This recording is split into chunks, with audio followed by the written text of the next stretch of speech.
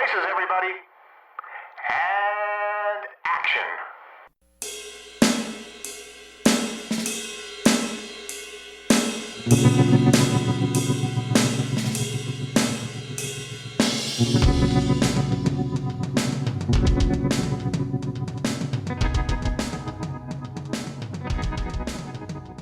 It's time once again for the Hooked on Movies podcast. Today we will be reviewing the 1989 comedy film Let It Ride. With me are Ken. Walking around lucky and not even know it. And Ted.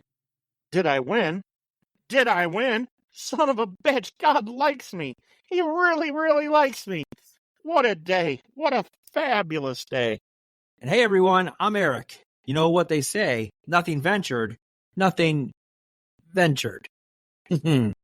That's right, we're talking Let It Ride. Ted, tell us about the particulars of this movie.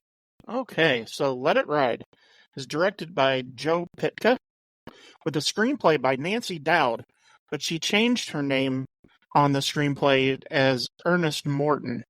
I don't know exactly why. Let It Ride is based off of the novel Good Vibes by Jay Cronley. It has a running time of 87 minutes. It had a release date of August 18th, 1989. It had a budget of $18 million.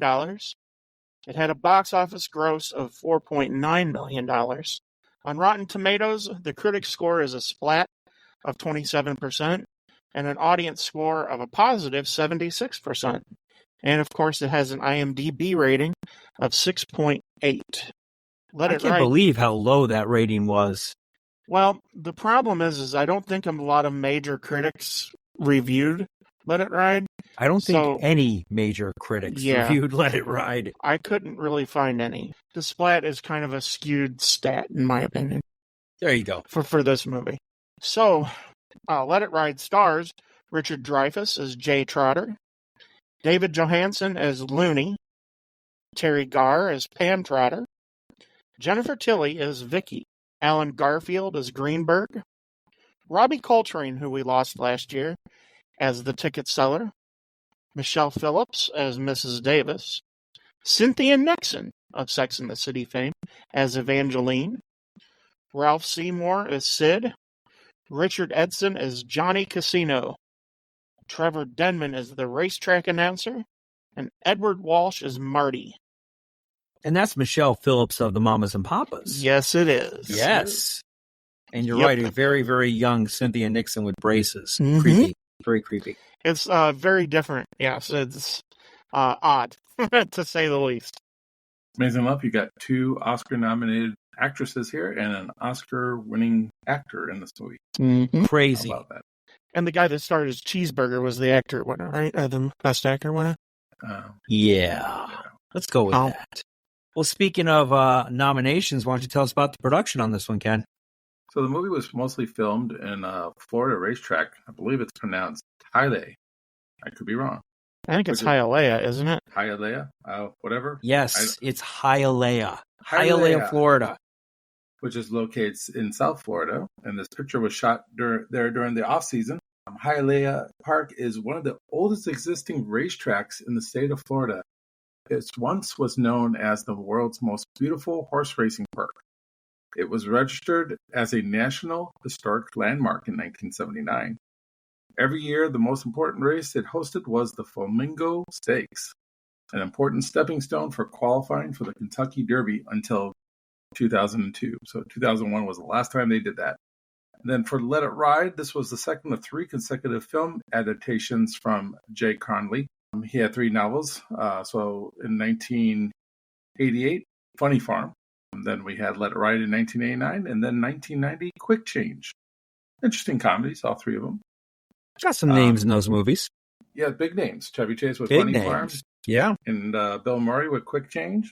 And then you got Richard Dreyfuss. Gina Davis in that one as well. Yes. And Randy Quaid. Before he went loony. No pun intended. Ted already mentioned about Nancy Dowd changing her name, so because I guess she wasn't very proud of this movie. Several members of Richard Dreyfuss's family appear in this movie. His mother, Geraldine Dreyfuss, his niece, Natalie, and then Richard's older brother, Lauren Dreyfuss, who is Natalie's father. So that's some interesting facts here on production for Let It Ride. Yeah, I did notice in the credits that there were a lot of Dreyfuss family members in there, so that makes perfect sense. Let's talk about the first time we saw this movie. Ken, take us off. Well, of course it was cable. Easily, probably 1990, 91, somewhere in that area. Yeah, I was always a big fan of these kind of quirky type of comedies. I think I saw this movie on cable, too. I couldn't pin it down, to be honest with you, and I probably saw it in bits and pieces. I can't pin it down. How about you, Ted? This is your first time, isn't it? Yep, last Thursday. Whoa! Way to come to the show. Yep, no problem. Yeah. I had never even knew this movie existed. Doing a lot of other people. It's okay. Eric actually got this movie for me. We think it was a bootleg copy. Oh, no. We don't think. We know. We know it's a bootleg copy. Oh, it was a bootleg copy. Very well done, but it was a bootleg copy. Yes. And then eventually I went ahead and got the Blu-ray anyway and then gave Eric my copy that he gave me. Somehow it ended up on 4K, or not 4K, Blu-ray, which is very surprising. That is pretty surprising. It is. Ken, let's kick off the scenes here. Why don't you start us off? Okay. Well, Jay Trotter and his best friend Looney are cab drivers. Looney records the passengers' private conversations with a hidden microphone. Looney has a new tape of two men talking about an upcoming horse race and how one of those race horses, due to an unethical practice by its owner and trainer, they were holding the horse back, by the way, is a sure thing to win big. Trotter and Looney go to the track to place a $50 win bet on the horse, despite the fact that Trotter told his wife Pam at a Chinese restaurant the night before that he would quit betting forever and stay at home to start their marriage over at noon that Saturday. In the restroom of the bar next door to the racetrack, he prays to God, saying, "Just one big day.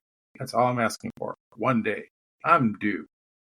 And you got the guy next to him say, "So is Jesus." Let it ride. So the first scene here, it actually really starts at the restaurant to begin with. They're at a Chinese restaurant trying to figure things out, not argue as much about money and just be there for each other. And then, of course, they get into a fight right there at the Chinese restaurant because Trotter's wife, played by the wonderful Terry Garr, touches his fortune cookie. And you don't touch a man's fortune cookie because then I guess it's no good. You know, in this day and age, we would go on the internet to find out what the rules are for fortune cookies. But in this one, they asked the whole restaurant, everybody, into arguments with their significant others. So interesting way to start off the movie. And then you have Looney, who's a cab driver. And it's funny because Johansson, who plays Looney, his last film that he did was Scrooge, where he played a cab driver. A much better cab driver. He's probably typecast as a type. Pretty much, right? Driver. That and singing "Feeling Hot, Hot, Hot." Son. That is his worst song. Is there a good song? Time out. Johansson is in my opinion, is the saving grace of this movie. I love him. The New York Dolls are awesome. You think he's the saving grace of this movie? Yeah, there's a lot of things about this movie that I don't care for. Yeah, and most of them for me are David Johansson. But David Johansson's awesome. I don't think he's awesome at all. I like him. I like him. And the New York Dolls are awesome. The New York Dolls revolutionized music in the late 70s into the 80s. Unfortunately, his acting did not revolutionise acting. No, but I love David Johansson. So you're saying he needs to be wearing more makeup? Yeah. Okay. I mean, that song, I told my son, I'm like, you're probably best known him for him singing Hot, Hot, Hot. Well, sure. That's what everyone knows. Think about it, man. He did Scrooge. He was Buster Poindexter. He did this movie. The man was pretty much on fire. Late 80s, he was there. Everyone knew him. It's so disheartening that people know him musically as Buster Poindexter rather than the lead singer of the New York Dolls. Well, that's because whose fault is that? That's the public's fault. Really? Yeah. You think it's not him doing a crummy album? Because the Buster Poindexter? Oh, God. I can't even. Yeah, but that song was everywhere. It was. Oh, yeah, but it's away shit. From that song. It is. I know it is, but it was everywhere. It's garbage. It made him a lot of money. Garbage 1980s song. Because the 80s are full with just garbage it's like, songs. What was it? Wang Chung. I like that song. It's like UB40 Red Red Wine. or Oh, don't Jesus. don't worry, Oh. be happy. Oh, Bobby McFerrin. I definitely wanted to end it after that. Yeah. We can agree the 80s has some pretty bad, lame stuff. Yeah. I get it. But the New York Dolls are amazing. I think we can agree on that. I'm not a real punk fan, so No? Yeah. no. They're not. They're punk, but they're not punk. They're glam punk. Not, yeah. I don't know. It's not my different. thing. But I get it. You're right. They were very revolutionary in that music genre, clearly. And for him to be Buster Poindexter singing Jesus. Hot, Hot, Hot in a conga line is pretty low on the totem pole. But good think Lord. of the money that guy made. Yeah. He Come on. raked it in, man. What did he do after that, Ken? Anything? No, these movies. Okay. I think that was the death. He basically these retired. movies- He's like, hey, man, I'm good. I'm Yeah, good. well, he probably retired off of the royalties of that song. Oh, Yeah. clearly. Oh, probably. Clearly. Yeah. It was number yeah. one, probably. Yeah, wasn't it? I'm sure yeah, it was. Yeah, and it's a typical wedding song too. You know, Oh, Yeah, want that song I all the did time play. at I weddings. have played that at weddings. You're right. Yeah. It's a conga line. People love Yeah. it on the conga line. It's a song that's so happy, happy-go-lucky, makes you feel good, makes you want to dance. Ugh. I know. You're right. You're right. Blech. So his character Looney likes to record people, and he likes to talk about what they do in the backseat of their cab. Which there's probably got to be some real horror stories about what's left in those cabs. We were talking about Taxi Driver, remember? And Oh, yeah. them having to Oh, clean yeah. up the cab. We'll just forget the fact that the recording is illegal. That's just Oh, it's highly on the illegal. side. yeah, it's but unethical. it's very funny too that he's just got some like cheap ass mic in the back there, and his Mhm. recordings are just like flawlessly perfect. Oh, yeah. I know, You know? HD audio for 19. Yeah, on this cheap ass '80s tape player in his car. But whatever, it's a movie. It's Of kind of course. funny because he doesn't realize what he's recording either. He just He doesn't thinks care. he doesn't care. He doesn't care. He just Because cares he's about a the loser. smart stuff. He's like, you hear about this guy, what he did with this girl with the pillow and stuff like that. Yeah, It's like, yeah, he's a okay. loser. All these characters are losers. That's what makes Yes, it but so at least interesting. Dreyfuss's character is a little bit sophisticated as a loser. Yeah, he's just your out of luck loser. He's the guy that everything just kind of up to this point has gone wrong in his life. Yeah, Except he married Terry Garr here in this movie. except he married Terry Garr. I'd say that's a big plus in the win column there. And I love how it's always horse betting for him, isn't it? It's just nothing but horses. It's a good way to lose your ass. Yeah, Before yeah. this, I was talking about the scene at the restaurant, though, talking about Terry Garr, and I just love the fact they're trying to make their marriage work again. Yeah, And yeah. they argue about a fortune cookie. Yes, and they'll bring the whole room in on it. And everybody, all the couples in the restaurant start fighting again with each Yeah, other. yeah. Because they all have a different opinion about what to do with a fortune cookie, which is great. Yeah, that is Is a it great great? opening scene. I do Is like it great, that. though? I think it is. I really Okay. think it's smart. It's fun. I wouldn't say smart. It's fun. I think it's It's smart in the fun. fact that he takes something that's very minor that we all fight about with our significant others, and it blows up into something bigger, right? And that's what I don't think I've happens ever to fought every over a couple fortune in- cookie. Well, yeah, but we've all it's fought a something stupid. it's a that metaphor. It's a metaphor okay. for something that's petty. Gotcha. Yes. We've all fought over petty stuff. True It's that. just funny that all the couples in there fought again. Yes, and they're all taking it, at heart too. They're all just going at each other's throats, kind of like they are. It's like he started it, and kind of comical. Yeah, all I right. thought it went on a little bit too long. I don't know. Let's move I think on. it only went like 10 to 15 seconds long, so I don't know. I guess Ted only likes it for 2 seconds, real quick. Yeah. Be done. So I didn't think it was long at all. That was perfect. No, it's the first 5-10 minutes of the movie. I don't remember it being that long, but if you say so. Well, it was. You're talking about the whole scene of him and Terry Garr talking about trying to get their marriage back together, or the Mhm. fortune cookie scene. Yeah, the whole scene in the Well, the whole In the scene is restaurant. probably 7-8 Yeah. minutes. yeah. Yeah. It just My- is a little bit too My much. biggest problem with this movie is the beginning. They have 3 opening songs to open up this movie. They get through 3 songs by the time they finish doing the credits. Yeah. Mhm. They do that Money Talk song, Ugh. Let It Ride song, and then I know some bad 80s that- stuff. really old song. I got a horse right here. His name's Paul Revere. Yeah, Started off I with hate that, that and then song. And it just It's like gets King worse. Henry VIII, I am. Yeah.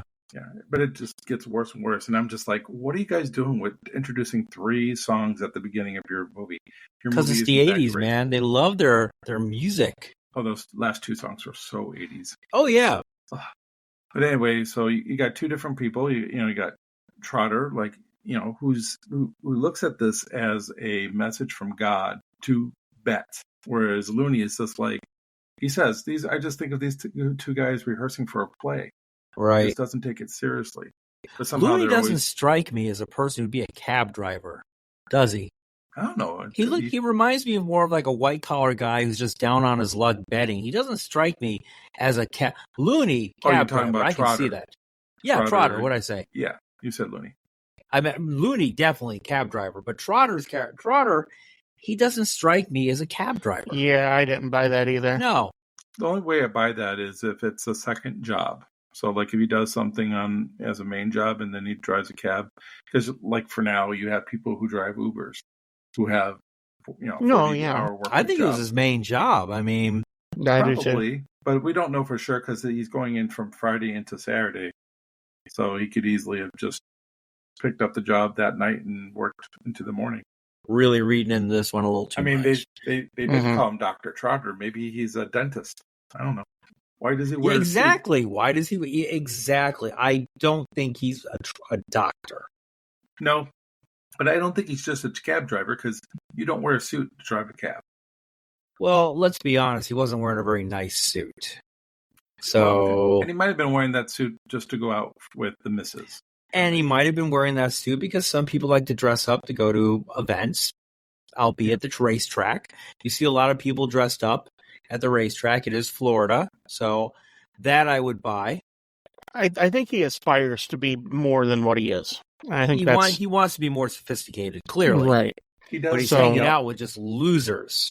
That's the group that accepts him. That's the group but he's that also expects him to be there. Considerably older than everyone there, except for like a bartender and stuff. He does seem to be a little bit older than the average gamblers in his group. Well, Richard Dreyfuss always looks older than what he does. Really is. Once you get into the bar, though, you kind of understand. Like, it's like a Cheers thing, right? If you look at the TV show Cheers, you got all different kind of characters frequent the place on a usual basis. You mean every episode? Yeah, every episode. It's kind of the same thing here, but on a lower scale. I won't put this up to Cheers level, but you have different characters with different backgrounds and different quirks, and I think that's what I like about this movie to start with. Is he comes in and you see these weird people throughout the whole bar. In my 20s, I used to hang out with a bunch of people who used to do karaoke. And, you had your characters there, different backgrounds. And, I play poker now, and I have other people that are, have weird quirks and different backgrounds. So I can relate to this group. I really can. We'll put it this way. It's an eclectic group of guys. And clearly. It's an eclectic group that you would expect to all be horse racing gamblers. It's a very shady look of people. Yeah. They're not hardened criminals, but they're definitely people that their ethics level is not quite up to par. They look like a bunch of guys you would see at the racetrack at 12 o'clock on a weekday. Yes, it is the stereotypical group of people you'd find at a racetrack on a 12 o'clock Wednesday. Clearly, yes. I mean, it's no jobs, just gambling what they can, trying to find that one big pick. Yeah. Right, exactly. And they did it very well in this movie, filming it that way and putting it together. And they have a newspaper and a pen. Yeah. And they're looking for the horse. And it's, it is what it is. It's just a different group of guys. And I don't know, some of them are interesting. It makes you wonder if Richard Dreyfuss had a winning streak at some point. Because they kind of treat him that way. And they kind of allude to the fact that that he didn't know when to walk away. I believe that's true. And there's also part of this movie that makes me wonder if he's dreaming. And this is all a dream. Come on, you're going to go down that route, that it's a whole dream feature? And he wakes up and he's like in jail or something? It's completely weird. Nobody has that kind of luck. It doesn't It's not luck. The races are fixed. Only the first one's fixed. The way he goes about finding the rest of the winners. Well, he goes and he talks to the owner. He goes and he talks to the owner in the stable there. For the second, the second one, the first and the second one. And, And so he gets those two. But then everything after that is like so odd. Right. And you said he might be in prison. is because that cop knocks him over the head. Yeah, but he only knocks him out of the head after the second race. I mean, dude, Right. he only So we bets know on the 4 first races. The first 2 are legit. Everything else could definitely be a dream. It's I mean, an does he knock interesting him out? theory. I don't remember them knocking him out. Do they actually knock him out? Yeah, they knocked him out. Yeah. I don't Yeah. remember And that. then the cop becomes his friend and his bodyguard. There's so many things that are so convoluted that happen after. It's True like, that. okay. No, It's like, it's a comedy. I mean, Yeah, it's supposed to be unbelievable to a certain extent. I honestly, Ted, until you said that, I never even considered a dream scenario. Kind of like a Lost scenario. It's all a dream. yeah, it's probably That's a lot of that's going pretty deep on this caliber of a movie, but yeah. I can I mean, see it. the rest of it doesn't add up for me. And it's like, he steals Jennifer Tilly from the rich guy, But now he's rich. And then the lady at the table next to him is kind of like a Mrs. Robinson type of woman who's got her eye out for everybody. What do they call that club? That's the High Roller Club. High Roller Jockey Club. There's Club, a name for it. Jockey Club. Jockey Club. The Thank Jockey you. Club, yeah. So the Jockey Club are the people with money. This is all about, God hating him, first of all. He says that when he's with his wife. When the scene ends here at the bar, he is praying to God in the restroom. So Yeah. I feel like this is In the stall. I promise God that I'll go on the straight and narrow if I have this one great day. That's why I never thought of this as a dream sequence, as more of an agreement between him and a higher power. Have you ever bet horses? No. I've never bet on horses, no. It's a good way to lose your ass. Sure. But they're hooked on it. Nobody has a day like that. I was ecstatic that I won $100 on the Kentucky Derby this year, and that was a complete and utter fluke. Yeah, but I mean, again, this is about a movie about a guy who does get lucky. That's the whole premise of the film. If it was about a movie about a guy who wins and loses and wins and loses, then it wouldn't be a film. Nobody would watch the odds of what he does is so astronomical. That's the whole point. It's ridiculous. But that's the whole point of the movie. Who would watch a movie about a guy who loses the horse races? Well, they wouldn't make that movie. They wouldn't make that movie. That's why they made this movie. And he's only betted 4 races. It's not like he bet every single race. He bet every single long shot.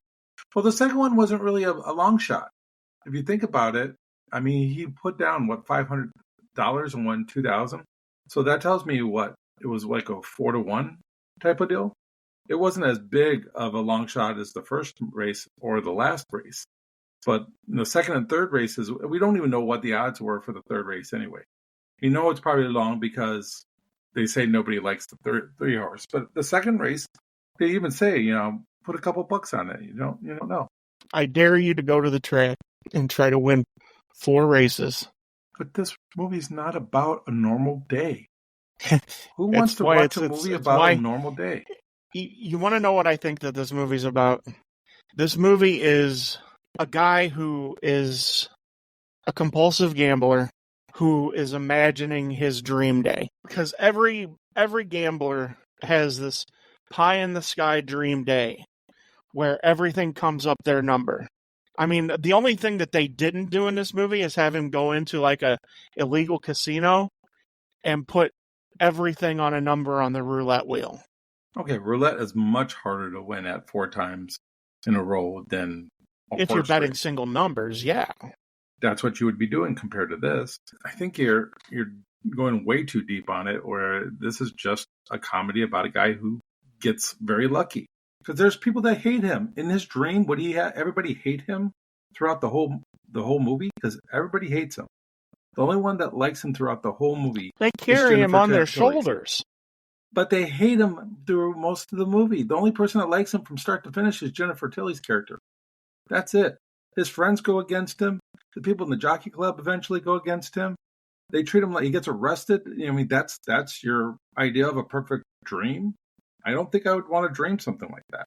The dream would go straight to just winning all the time. And that's why I think this movie is just about the luckiest guy. That's all it is. He just got on a roll. And he did get back with his wife. Yeah, I mean, let's get back to his wife. I mean, she's going to go for his balls, right? So, right. The second race is not a long shot. Him winning the second race is not a surprise. But why don't we go on to the next scene, since we've kind of been jumping ahead of ourselves? I Eric, think why don't that's you- a great idea. Let's do that. All right, So, Eric. Trotter promptly places a $50 bet on the tipped horse. Looney refuses to bet the tip.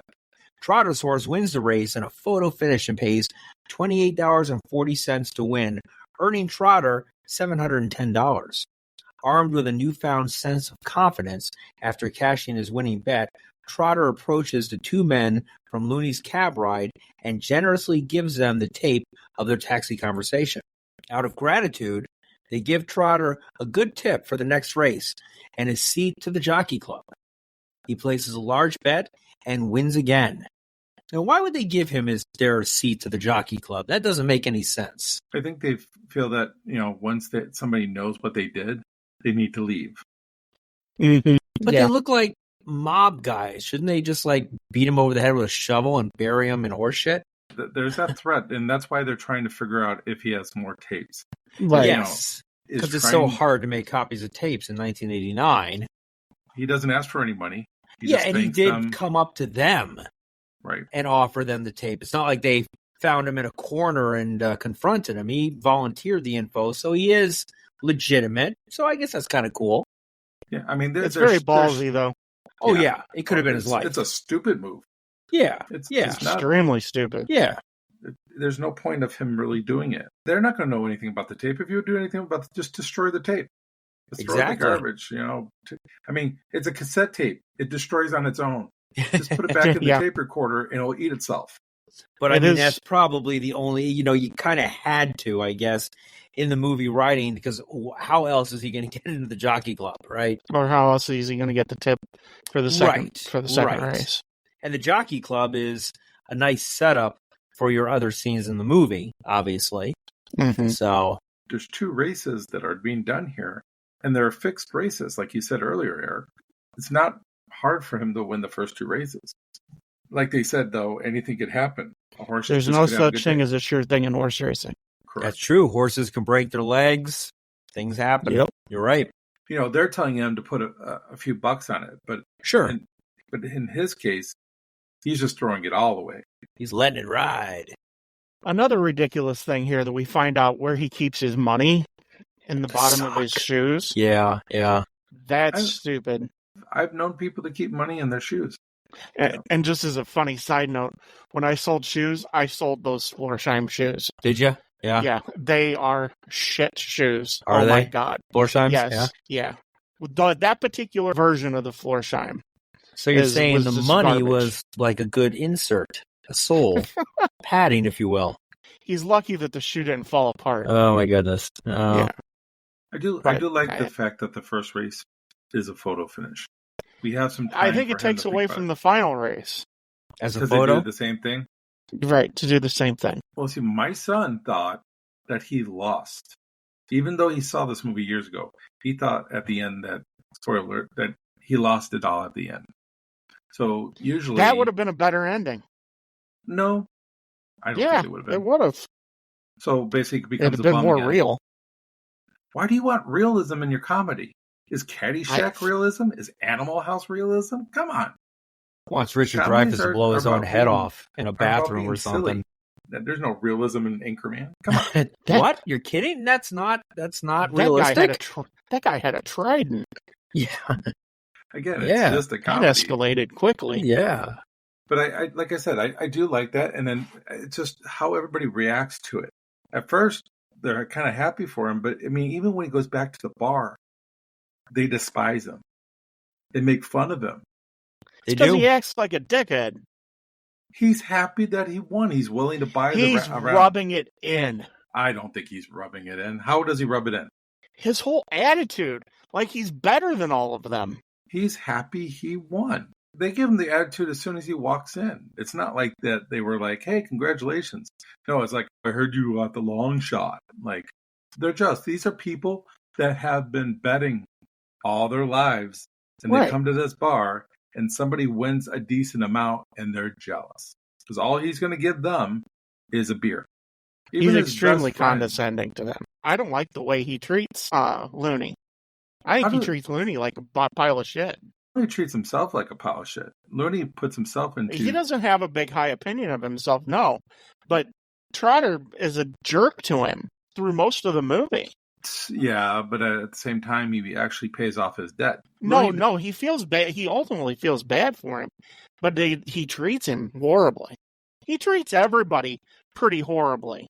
He's not a likable character. Well, none of them are people that treat each other very well at all. I mean, and that's part of the problem, because there's only a couple of characters here that are what you would consider really likable, and that's Terry Garr's character, because I feel bad for her.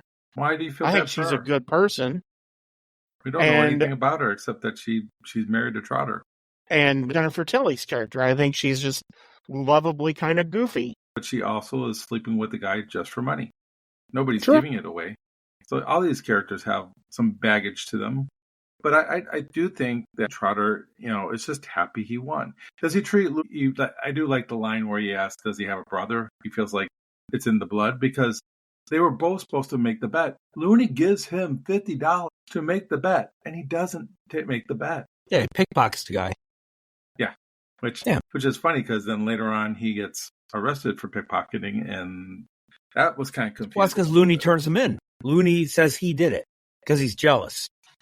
Right. Looney's the asshole here, not Of course Trotter. he is. Ted thinks it's Trotter.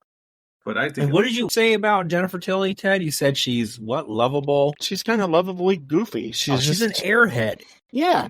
This is probably one of her worst acting roles I've ever seen her in. Oh, it's not. I mean, as far as you're going that far, yeah. Yeah. But as far as the character goes, her character unlikability is a lot less than a lot of the other because characters. she's harmless. Right. And maybe a little mentally challenged. But she's harmless. And the guy that she's with treats treats her her like shit. Yeah. And she takes it. And she's just like fluffs it off like it's nothing. We want to hate the people in the jockey club because they're rich snobs. We want to eventually not like them. So we need characters like that. The fact that Looney turns him in because he gave back the tape. Looney wanted to blackmail these people. Yeah. What kind of nice person is Looney? No, he would have been blackmail these guys. He'd have ended up in the Gulf of Mexico. Looney's not a nice person. He's not at all. Trotter was trying to do something to keep him out of prison. He paid off his debt too. Maybe Looney would have never went to prison because those guys were mob guys. Yeah, they were mobbed up. I think one of them was a mob guy. I don't know if the other guy was a mob. Hey, and how about Looney betting on the Packers, huh? Yeah, late '80s Packers. There you go. Was it 73-10 or something? Yeah, like that? It was something like that. Horrible late '80s score pre-Favre. I will say that David Johansen did play that part very well. Mm-hmm. It is perfectly written for him.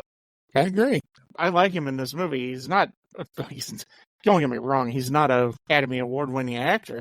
He fits his character, where some of these other guys don't seem like they fit their character. He's like stereotypical Goombas that are really not Goombas. Yeah. Cheeseburger. Yeah, it's like, come on now. I know, Eric, that you say stereotypes are stereotypes for a reason. I love stereotypes. But could they have made Cheeseburger any more of a Tony Montana wannabe 80s Coke dealer in Florida? More chest hair. All they needed to do was have him have a Colombian accent. Exactly. Yeah. And it's beautiful. Come on. I know. It was so much. I don't think it was so much. Over the top. Do you really think are he's a you Coke kidding? dealer? Yeah. Are you kidding? What? It's the 80s in Miami. Oh, yeah. He's wearing gold around his neck. Of course. Okay, with his shirt halfway open. It's beautiful. He wants to be Tony Montana. Of course. Montoya. Montana. Or Joe Montana. Yes. Either one. He wants to be him. Yes. I just think for his character to really... He's like so grateful for winning a $50 bet. Right. At the end. That really a Coke dealer would be that desperate to win a $50 win ticket. Is he a Coke dealer? He doesn't have to be a good one. I don't think he's a Coke dealer. That's what I'm saying. Is he? Some guys a stereotype. Maybe yes. Well, think about it though. You're going to the track. You could be very successful in one thing. Laundering the money. Well, I mean, honestly, he might have a little bit of a gambling problem, and he's not a good gambler. But he's good at cutting people's throats and laundering money and cutting coke, with coke, but baby powder and picking the horses is not his thing. But his the way he reacts, especially when he tells him that he wants to bet the 4-horse, and he just kind of just makes fun of him and stuff. He's just one of the typical people that are in that bar. That's all. Is he the one that says the number 4-horse kids ride that one for fun or something? Right, yeah. It's a Clydesdale, and the kiddies ride him to get their pictures. Yeah. And his nickname is Cheeseburger. I know. Seriously, you're going to buy Coke from somebody that goes by the name of Cheeseburger? Okay, was Coke ever referenced in this movie? Because you guys are real. Was it? Okay. Yes, it is. What scene? Okay, it must have slipped right by me because I've watched this movie 100 times. Somebody says it when he's sitting at. Oh, Coke dealer must have gone crazy. That's that line, yes. But I thought that was just more of like, a Coke dealer must have gone crazy, Right. But another character. But they're referring to Cheeseburger. Cheeseburger doesn't have that kind of money. Yeah. Like Eric said, Paradise. He's probably not a good. He's not a good gambler. But it went from 40 to 1 to 8 to 1. Cheeseburger does not have $69,000 if he's begging to win a $50 win ticket. I think you're looking too much into this, Ted. Really do. I know. Okay. Even though we're talking about it already, Ted, you might as well tell us a part of the scene that we basically have already done. Okay. All right, let's do it, Ted. At the Jockey Club, Trotter meets Bernie and his sexy girlfriend, Vicky. Ooh la la. Ooh la la. A very wealthy gambler, Mrs. Davis, takes a liking to Trotter and suggests to bet on Lord Byron in the next race. Because, of course, the horse is named Lord Byron. Of course. Trotter is suddenly arrested in a case of mistaken identity before he can make the bet, which is when the dream sequence starts. I see. While incarcerated, he realizes that Lord Byron threw off his rider and lost. Now he really feels this is his lucky day. However, Trotter has neglected his wife, Pam, who realizes he must be at the racetrack. She confronts him at the track clubhouse and flies into a rage. Terry Garr's character could do so much better than Trotter. It's not even funny. Terry Garr's character could do so much more in this movie. Yes. She really was. They really did not give her a real big role to really, sink her teeth into. Yeah. This is a loose sequel to Close Encounters of the Third Kind. Oh my goodness. She didn't have much of a role in that movie either. Lord. And what happened is the aliens brought him back, but he became a compulsive gambler. Nobody wanted to hire him anymore because he said that he went up on the ship with aliens. Okay, now first off, if this was a sequel, and that's I'm why the one he's a that's taxi taken driver. this too far. We couldn't get Melinda Dillon in this movie? Come on. And I'm the one that took this too far. Right. I'm just playing. But that is kind of a fun way of doing it. Yeah. That's why he's a cab driver, dude. You can't get a job because nobody wants to hire somebody who thinks they've been abducted by aliens. That's right. All right, it's a stretch. It's a big stretch. Big stretch. It's a funny stretch. And I'm offended you calling it a loose sequel to Close Encounters of the Third Kind. But that's all right. It's a little, it's fine. So we have been talking a little bit about this group, but I think this group in the Jockey Club is fun too. I mean, we've already talked a little bit in their own way. In their own way. They're just a higher class version of the people that are in the bar across the street. Exactly. And that's what I like about this movie. It shows that even with money, you're no better than anybody else. Now when it comes to gambling. I'll take that. I can see that. That's perfectly fine. You have more money to play with, and you think that you're like Lord Byron to win, And of course, Mrs. Davis there. Michelle Phillips. Yeah. The mamas and the papas. Monday. Mother of Mackenzie Phillips. Mackenzie Phillips. One day at a time. From One Day at a Time, yeah. Having an affair with her father, she the John Phillips. Mother to one of the Wilson Phillips. Yeah. There's China. There's Carney Wilson and China Phillips. No, I don't think China Phillips is the daughter of. I thought they were. Of Mackenzie? I thought they were all. Oh, they are related. Yeah. Yeah. But I don't think we've really gone off a tangent here. But of course, 1989, Wilson Phillips at the top of the charts, everybody. So yeah, they are. It is a great sequel. It's number one with a bullet. That's right. It's a good segue. It's an interesting group. You have Jennifer Tilly, who, in my opinion, is a likable character. even though she's goofy and she's kind of silly and everything, it is what it is. Yeah, she's like the bombshell, Yeah. She's like a Marilyn Monroe kind of character. Exactly. Yes. And I love her dress. Of course, who doesn't? That's a character all of its own. It is. But the guy she's with, God, he's a scumbag. Oh, clearly. Yes. He's just a dirtbag of utter proportions. Mrs. Davis, could they have made more of a passing reference to Mrs. Robinson? No, not if they tried, right? Holy smokes. Wow. Her character is very unoriginal. Michelle Phillips is amazing. I think she's stunning. It's the character is a stereotype. Ted, Mrs. the whole Robinson, movie is a stereotype. No, true. Seriously, the whole movie is a stereotype. It's so unoriginal, and that's what's disappointing. They never play outside of the box that they're put in. Well, it's not a serious movie. Again, it's a comedy, so your comedies are always going to be stereotypes. Comedy is subjective. The characters for me don't hit right. They're all very predictable, and they're cliche. It's like, okay, I know this cliche.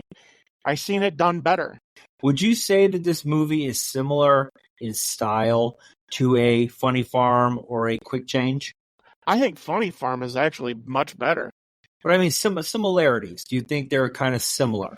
I can see that the writer of the books is the same, yeah. Yeah, well, I know that, obviously, but I mean, the way they're portrayed. You do have a common thread as a writer. Yeah, even Funny Farm there's a lot based on stereotype there, too. Yes. Big city. It's Green Acres, essentially, what it is, except he's a writer.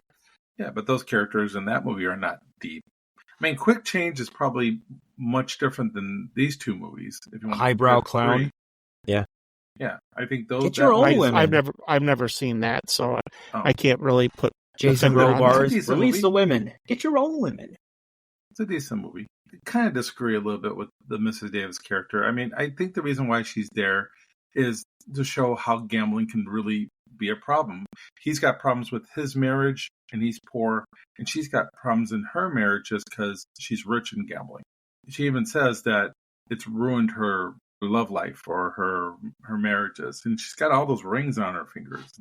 I don't think she's a deep character, don't get me wrong. If you didn't have her character in the movie, it wouldn't make a difference to me. But Jennifer Tilly's character is one that stands out because she's so bubbly and because, she's an airhead. Let's be honest, she is an airhead. She's the character in the Foursquare and Sesame Street. One of these things just doesn't belong. Yeah, right. She doesn't fit in. But she doesn't fit in with this whole group upstairs. Right.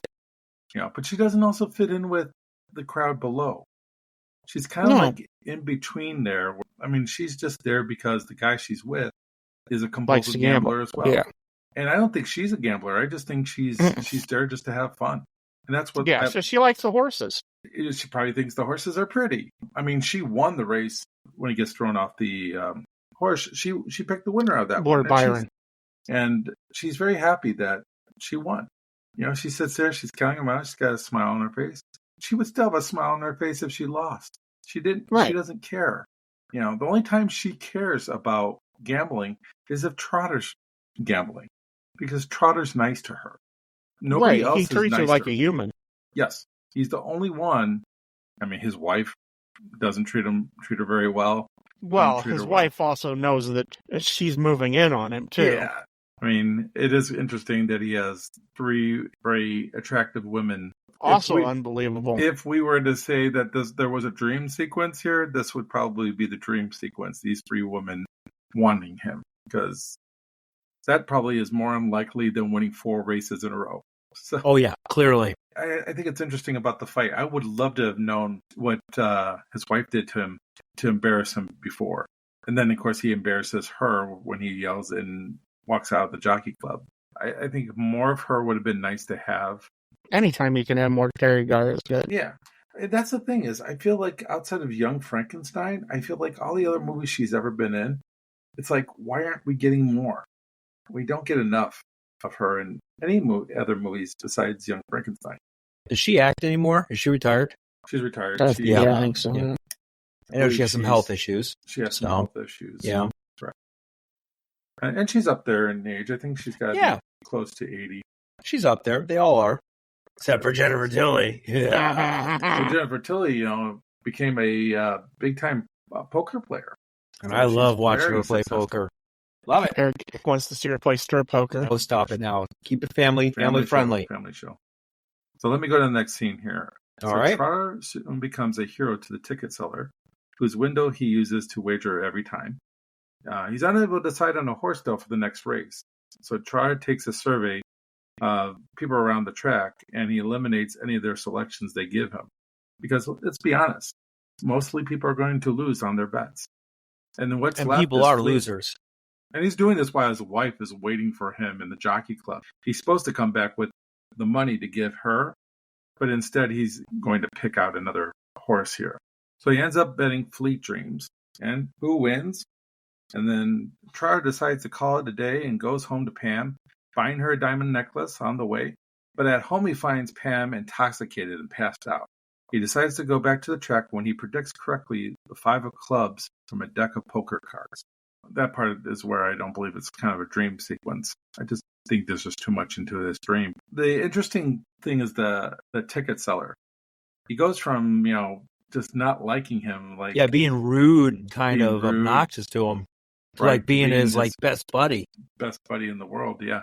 It's an odd switch because he's only won 2 races. And the third race, he didn't get the bet because he was incarcerated, which we didn't touch on it, but he runs through a door.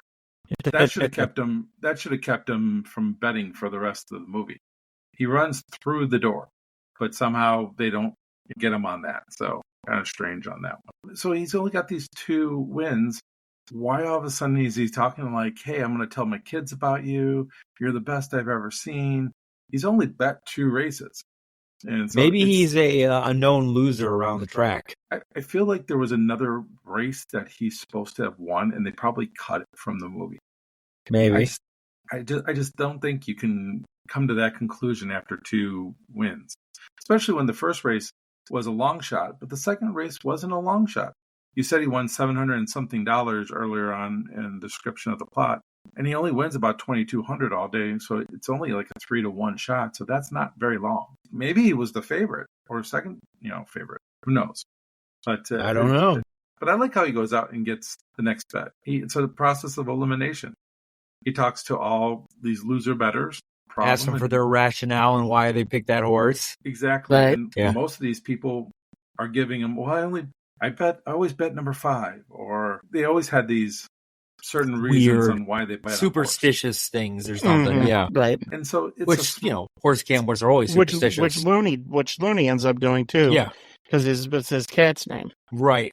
So I do think it's a smart way of doing it. And then he comes up with Fleet Dreams. And I guess Fleet Dreams has got to be a long shot here because nobody likes Fleet Dreams. Wasn't it like 80-1 or something? Something like that. Before he put the bet down and then it dropped like 8 or something? Well, that was the last race. That was 40-1, and that became 8-1. You got to think that this one's maybe 20-1, something like that. And this is also the time frame where we're seeing him and Looney's relationship not working either. And Looney's in big trouble with those 2 bookies. One who wears carpet on his feet. Yeah, That's kind of weird. And he's a famous character actor. And he was in 8 Men Out, and he's been in a bunch of movies. As also the strong arm man for the bookie. Yeah. He plays Christopher Lloyd's right-hand man. He's a typecast. He's that guy. Hey, it's that guy. And I think this movie was made 8 Men Out came out in 88? I think so, yeah. So comes out 89. Just like Johansson with the cab driver. He gets stuck on playing the same type of role. But it's a comedy role, of course. And of course he has to go to the blood bank to get more money. And he's smoking while he's giving blood. I love it. It's so of the era. It's great. It is. He plays it. He plays it really well. I think he's hilarious. I'm one of those people, honestly, that I didn't mind smoking in restaurants and smoking in bars. Now, I never flew on a plane when they smoke, but I kind of like to smoke Patif in a bar, to be honest with you. I kind of miss it. Actually, the best place to smoke is probably a bowling alley. Clearly, you're absolutely right. You go in there and you Yes. actually see a cloud of Oh, smoke yeah. over the lanes. Good point. It is so hilarious. On those how days bowling are alleys- gone. Those days are way gone. Nobody goes bowling anyway. So.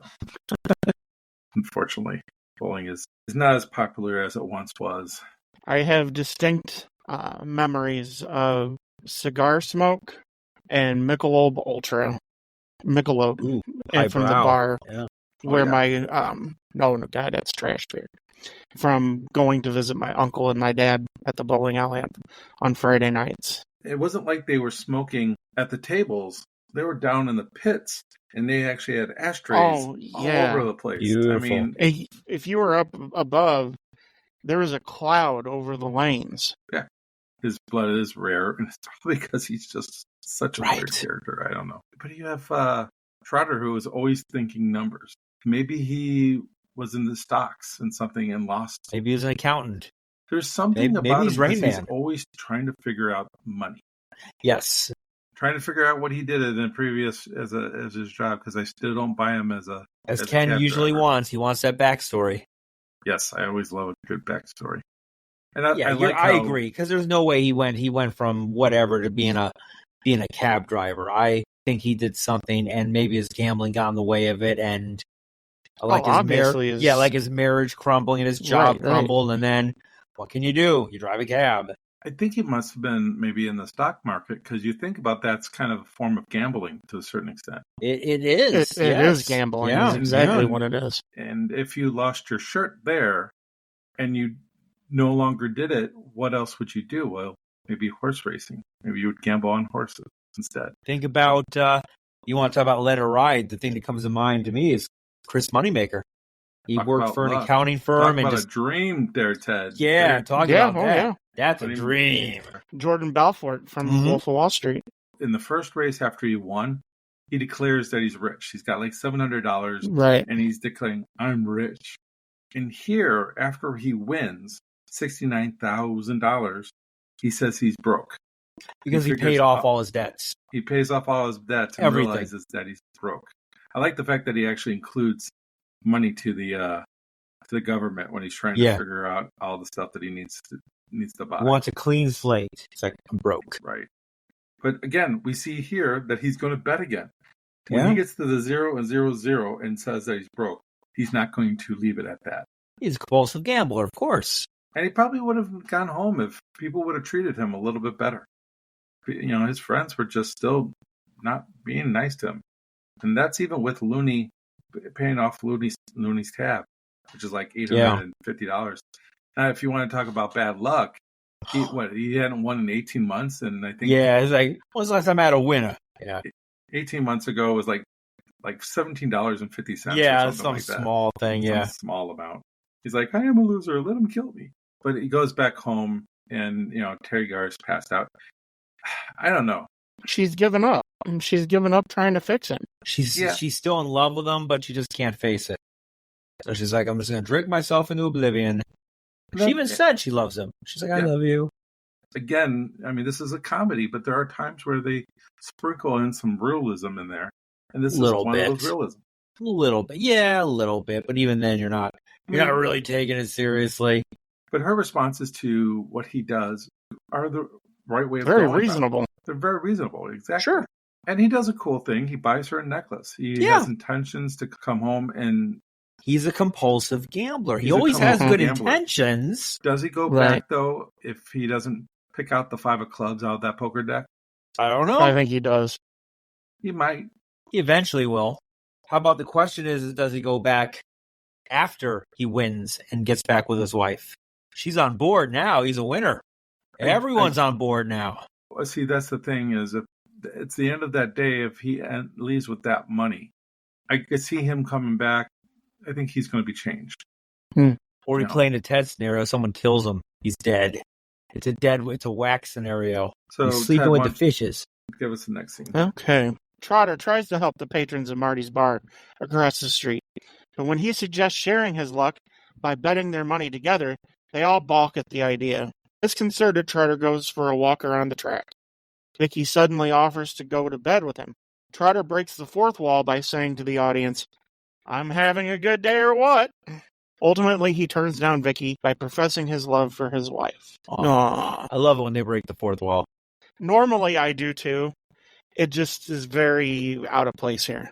There's been nothing that's led up to that in the whole movie that is like, it's where we're going to go. Really? It's an odd choice, in my opinion. I think it would have been better if it was like in the voice in his head when he's computing the numbers. There you go. I think it would have worked out better that way. Yes. Yeah. There's different ways to do it. I think that was just a very odd choice. Why do you think the bar patrons don't want to put their money together with Because him? they know he's a loser. So at the end of the day, they still look at him as a loser. You can hit 2 races. You might be able to even hit the 3rd. But to hit 4 in a row? It's pretty tough. I mean, yeah. And all these people are jaded, too. I mean, these are old gamblers, like you've said. Yeah. Do you guys wonder also if it might be that they don't want to ruin his luck? No. No, that never occurred to me. No. These people are all selfish. Every last one of them. Every one of them. They could care less about their neighbor, let alone his luck. They're all selfish until the end. And we can talk about that in a few minutes here. But yeah, normally I would agree with you. I mean, you're going to bet it anyway. Might as well bet it with somebody who's got a hot streak. Why not? I do like Vicky's character again here because she's just kind of flaky. She's not pure, but there's something about her that's just wholesome, childlike a little bit. Childlike, naive. She does say she's in it for the money because nobody's giving her money, so she might as well be with somebody who has money. But the nothing ventured part was kind of stupid. Yes, but that's exactly what it was. She has a good thought in her head, but she can't go through with it. She loses track or doesn't think it out. But then you get to see how Trotter really is. And then he is a likable character all of a sudden because he does love his wife. This is an opportunity for him to, he's fighting with his wife. He's going to go for his balls probably, or at least he's probably thinking that's a possibility. And here you have someone who's much younger and much hotter at this particular time. She'll give her a run for her money back in the Young Frankenstein days. Yeah, it's a little different time. Not only does he say no, he's appreciative, but he tells her that he loves his wife. Yes. And then right there, Trotter has become a good guy. Right there, we can actually get behind him and hope that he wins on his next race. If he would have gone off with Vicky, then we're not going to like him. If he makes out with Vicky, we're not going to like him. But he doesn't do anything with Vicky. True. I mean, he's tempted. Very much tempted so. Early. Yes. He's very tempted. And who wouldn't be? I mean, Jennifer Tilly. Jennifer Tilly now is still very tempting. So. Oh my goodness, yes. Was he tempted with Michelle Phillips' character? Well, he does. He does order the rum. Yeah, a little bit. He is. I don't think a lot of it, though. Especially when he sees all the rings and he sees her husband in the back. Doesn't he have oxygen? He has got oxygen. Yes, he has oxygen. It's perfect. It's like an Anna Nicole Smith scenario there. So yes. I think he looks at her and goes, no, I don't want to have that type of life. But Vicky is very interesting because Vicky's fun. Vicky's all about having fun and enjoying the moment. And she's not a serious gambler, but she's okay with being with a gambler. She's everything that Terry Garr really. She's a gambler groupie. Yeah, no bet, right? Group. She won a race, and she's happy she won money. But she would still be happy even if she didn't win money. She's just happy to be there, be part of the group. So she's only part of the group because her boyfriend has brought her along. They wouldn't have accepted her if she came in on her own. Well, Trotter makes the final bet of $68,000 on Hot to Trot after Looney advises him not to do it. As the race begins, Looney and Trotter argue over everything, and the main characters all make resolutions. Vicky vows to give up rich guys and considers a poor one, looking at Looney. The race comes down to a photo finish. While everyone waits for the results, Pam shows up to thank Jay for the lovely gift and to tell him not to worry about the money. When the announcer reports the winner hot to trot, the entire racetrack erupts in a celebration, and Pam asks, "Why is everyone cheering?" And Jay replies, "Because I'm having a good day." And they figured out that the final bet, after 8-1, based on $68,000, would have been approximately $612,000, somewhere around that area. That's a nice win. Well, just think if it would have stayed at 41, but I'm not a bettor, so I don't know. His bet drove it down to 8-1. Right. So when he bets, it's not at what the odds were at the time of when he bets. It's what it ends up being after he bets. No, that's what locked it was. in. That's locked in when he that's made a locked bet. in when he bet. But it drove the odds down for everybody else. So he still should win at 40-1 then, right? Yeah, this should be a lot higher than 612.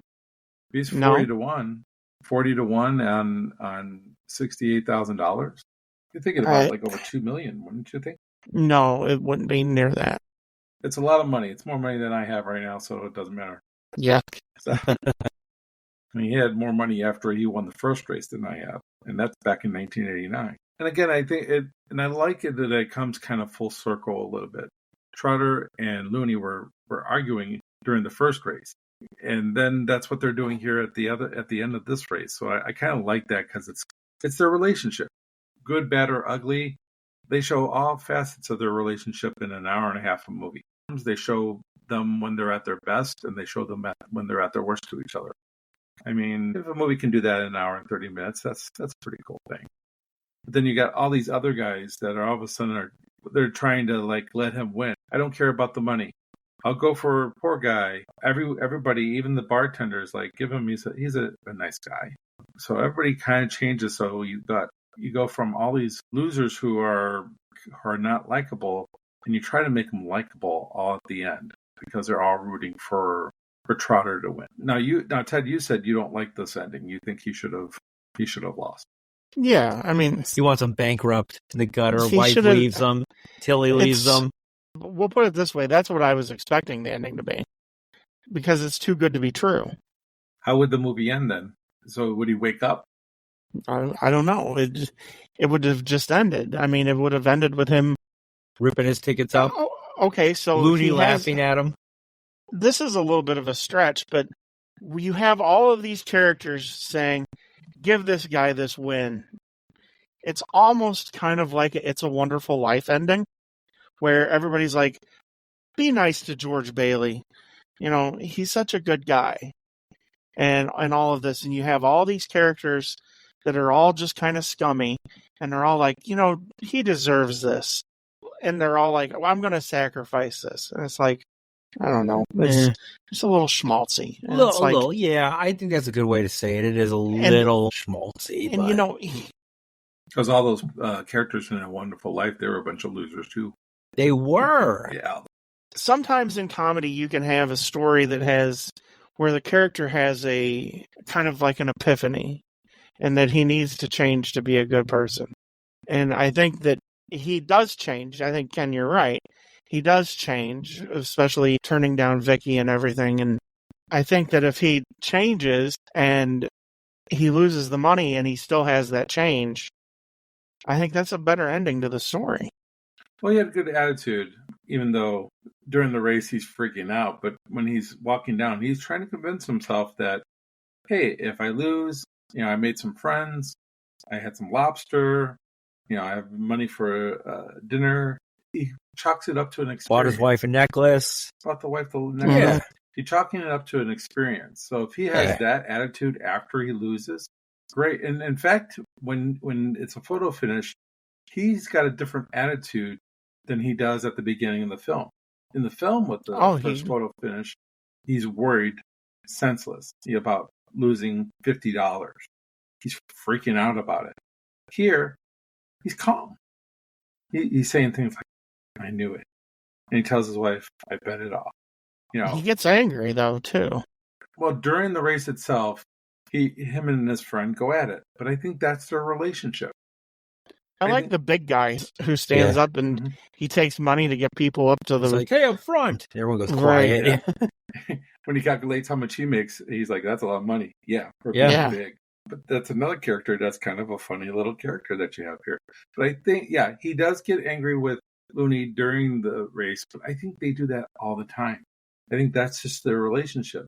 But before the race and after the race, he has a different attitude than he did at the beginning of the movie. So his character has somewhat grown. Maybe it's because he sees what happened to his wife because of his gambling. Maybe he does realize that I love her. Maybe part of the bet is just to kind of be done with it. Maybe. I could be wrong. I'm trying to dig a little too deep probably into this too. But sometimes comedies do try to give us life lessons. And maybe you're right, Ted. Maybe it would have been better if he would have lost. And he tells his wife, "That's it, honey. I let it all We're ride. broke." Now it's gone." And if she had the attitude that she has there, it's only money. It's okay. I think that would have been fine. That's an okay ending too. But I think I'm happy with the fun ending. I think having him win it all, it's a good feel. I mean, you don't want to go into a comedy and the last thing that you see is somebody back to where he was before. And so I think it ends on a nice note. Yeah. I mean, it ultimately is okay. It's just Ted wanted dead. Unrealistic. I don't like the fact that they carry him out on their shoulders and stuff like that. I think it's a little hokey. It's a little ridiculous. Yeah. I don't remember this carrying over the shoulders. I remember them cheering him around, and him and his wife are there, and it's freeze frame. So I don't remember carrying him on their shoulders out. I know when he walks in, everybody's cheering for him, and he's surprised by the cheers. But I don't remember him going on their shoulders. Well, the only time shoulders was when he came into the bar. When he came into the bar, they put him on his shoulders and they were cheering him on. But not at the end of this movie. He's just with his wife. That moment right there, he's with the right person to celebrate the win. I thought Terry Garr's response to winning was a little understated. Hey, you just won, at least $612,000. At least that's what we said in the scene here. But that should have gotten her excited. Got me excited. But at the end there, he's saying, "I'm having a good day." He's not going crazy. He's not going nuts. He's calm. He's cool. He kisses his wife, and that's how the movie ends. It almost seems like, yes, he won a lot of money, but at the end, it wasn't about the money. It's about the friendships that he developed and getting his wife back. But the money helped. Money helped, right? Money helped. talks, as the song says. Bullshit walks. That's right. As AC/DC tells us. Mm-hmm. I mean, it's comedy. It's not very deep, so I think it's time for us to go to our reviews. So why don't you lead us off, Eric, on our reviews? I will do that. So I have a very interesting review. This review, it's kind of a negative review, but I think you'll understand why I'm going to read it as I read it here. It's from a gentleman by the name of Mike Massey, and I assume his website is called Gone with the Twins. I don't know, and I don't think it's the Minnesota Twins. He wasn't too crazy about the movie, but he did have to say this. He said, Tilly's ample bosom, heaving up and down while cheering for various races, seems to garner more screen time than most other supporting players. Can't deny that fact. I just thought that was a very interesting way to review a movie. So I'm going with that one. The movie's fun. I mean, this is not, as they say, Citizen Kane or something, but it's a fun movie. It's quirky. It's not the greatest movie all the time. The writing's kind of average. The acting is kind of average. It's a fun movie. And I found it interesting that Ted had never seen it before or even heard of it. So I'm definitely curious on his review. I'll watch it again. I obviously own a copy, thanks to Ken. So I'll give it a 2.5 hooks. Just straight dead average. What do you think, Ted? Okay, so the critic that I go with is David Newsair from Real Film Reviews. Sounds reputable. Yeah. His little blurb was low-key and forgettable. Wow. I think that really kind of sums this movie up. Okay. I didn't laugh a lot. It didn't strike my funny bone. Maybe it's just not my kind of humor. The movie's just okay, in my opinion. I agree with Eric. It's kind of like 2.5. It's perfectly average. Will I watch the movie again? I might, because Ken might force me to watch it again. But did you buy a copy of it? No. Okay. No, I did not. And so the odds of you coming across it again are slim. Yeah. Unless I get Ken the makes you watch 4K it. version, and then I give Ted the Blu-ray. So that, There you Yeah. go. I'm sure that'll happen. Mm-hmm. 4K. So yeah, so 2.5 for me. Perfectly average, right in the middle. It is what it is. Type of a movie. Fair enough. Ken, this is your movie, man. Tell us your thoughts. I'm going with Brian McKay from efilmcritic.com. Quirky but fun comedy. Dreyfuss is charming as the compulsive gambler. So there wasn't much to choose from here on the wonderful. Yeah, we were critic kind of scores. limited. But it does have a decent score as far as the audience score. Audiences in general seem to like this. It's what, 70 something? 76. Yeah, it's pretty fair. So yeah, and that's I think based on like a couple thousand people chiming in. But yeah, it's one of those movies that a lot of people probably would miss unless they were like compulsive cable addicts back in the day, which I was a compulsive cable addict. So Was this on cable a lot? a lot, yeah. Was it on a really? lot. Okay.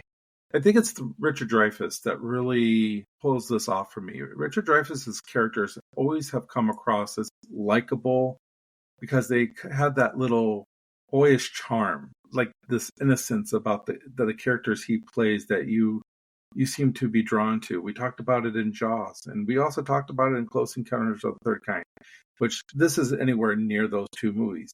But he has the ability to play characters that have issues and problems, but you like them just because, well, there's some part of Richard Dreyfuss in him. And yeah, he's a good actor. I mean, clearly he's very good in his roles. He was very drawn to this movie because of all the quirky characters that were on here. That's what drawn him to this project. I read somewhere that this was one of his top 5 movies that he enjoyed making.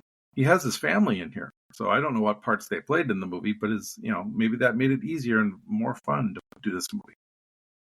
This movie for me is the top of my guilty pleasures. So I call this a guilty pleasure because the Rotten Tomato score is so low. I'll consider this a guilty pleasure. But this is like my favorite guilty pleasure of all time. So you guys will be shocked to hear what kind of rating I'm going to give it. But I'm going to give it 4.5 hooks. Oh my goodness. I love it. Wow. It's a movie that you can watch back-to-back days. I did that. I watched it actually earlier today, and I watched it yesterday with my son. It's one of those movies that whenever it's on, I could just watch. Because all it does is it makes me smile. It doesn't make me think about dream sequences like Ted thinks it is. Or I don't take this movie seriously one iota. You can't. You really can't. I was 19 years old when I first saw this movie. And it's just one of those movies that has just been part of my life ever since. Eric, because you know how important that movie was to me that you bought it for me. Yeah, and it was hard to find a copy, too. At that time, it was hard to find a copy. Now with the Blu-ray out, it's not so hard. So it's everywhere. Yep, that's where I'm going to stick with 4.5. You're waiting for the Criterion Collection, right? Yes, the Criterion. Yes, exactly. Yeah. All right. Well, what's the next movie we're going to be doing here? Next movie we're going to continue our salute to Mr. Dreyfuss here with Mr. Holland's Opus. A little bit more of a serious movie. A little bit more serious. He was nominated for an Oscar for that movie as well. Sure.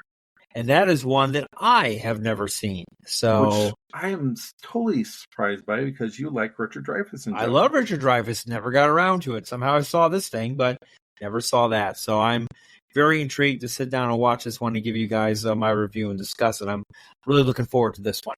All right. Ted, where can they find us on the World Wide Web? We can be found on Twitter at hookedon_movies. And of course, whatever podcast version you're listening to us on, Apple, Spotify, Good Pods, leave us a 5-star rating or leave us a review. It helps us get noticed. Awesome. Facebook, Ken, doing well. I see a lot of great stories and articles that are coming out. Yes. We'd like to thank Justin for, throwing some articles out there as well. Thank you, Justin. Thank you, Justin. And feel free to, post your articles up there as well. We talk about movies. I post trailers, clips, fascinating things about actors. But I'm really looking forward to Mr. Holland's Opus. I think I'm very curious on how Eric, since it'll be your first time, how you'll like it. I already know, I think, how Ted's opinion on it. So, but we'll Ted, He you've seen it? surprises me from time to time. Oh, so. yeah, many times. Okay, great. Well, I'm looking forward to this one, and that's all the time we have on this episode of Hooked on Movies. Thank you all for listening. Of course, we're going to be finishing it out here with Mr. Holland's Opus in our next episode. And as always, there's no place like home. See you at the movies and let it ride. Yeah. See it next time on Hooked on Movies.